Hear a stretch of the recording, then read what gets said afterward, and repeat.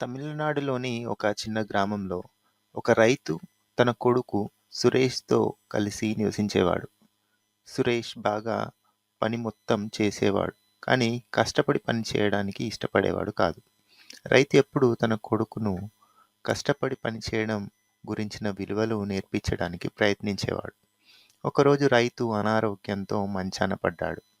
మరణం సమీపిస్తున్నట్లు గ్రహించిన రైతు తన కొడుకుని పిలిచి, నా బంగారు నిధి మన పొలంలో ఉంది. నీకు దొరకాలి. కష్టపడడం నేర్చుకొని దాన్ని సొంతం చేసుకో అని చెప్పాడు.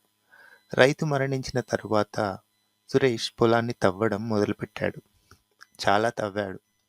కొన్ని రోజులు తవ్వినా బంగారం నిధి ఎక్కడా దొరకలేదు.